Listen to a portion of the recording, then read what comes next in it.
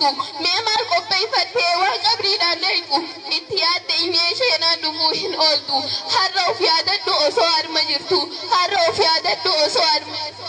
Allahu Akbar.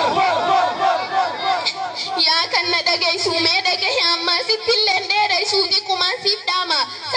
salaatuun nurratti dirqama gaafa ballaqerraa hanga guyyaa dhumaa salaatuu dhaqaba cufti ilma namaa yoo salaatuu baanne yaa ummata islaamaa addunyaa tanarraa namuu numa deema mee rabbiin maal jenna guyyattii qiyaamaa guyyaa fuula rahmaan dhaqu gulliin namaa deebisaa gaafa sii qopheessuun arruma yoo har'a qopheessuu baatte immoo yaa namaa booseenuuf teessaa laga jahannama osoo achi hin dhayne of yaadadhu amma osoo achi hin dhayne of yaadadhu amma Allahu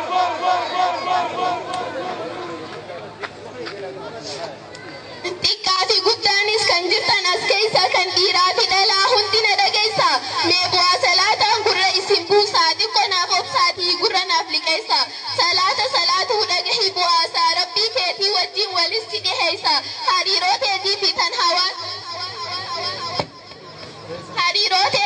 tan hawaasaa cimsaa dilii teetii xiqqoo hunda sirraa buusa kana qofaa miti hedduudha bu'aansaa dhukkuba gurguddaa kan qabne wallaansaa kana hundaaf kunoo salaataatu ogeessa qulqullina qaamaas kan siif eegu isa qaama kee bareechee fuula kee siif ibsa wahi kana qofaa hedduudha bu'aansaa yoo argachuu feetan hunda bu'aasaa ofiif salaataatii irrattis wal kaasa ofiif salaataatii irrattis wal kaasa yaa rabbi yaa Allah yaa mootii aalamaa rabbii biraan qabnu rabbiin keenya suma nuti si kadhannaa yaa mootii faarfama mee nurra laaffisii salaata kee kana kan salaatu jirrus godhi qeebalamaa nu badhaasi rabbii milkii gandalamaa alhamdulillahi faaruunis keetuma alhamdulillahi faaruunis keetuma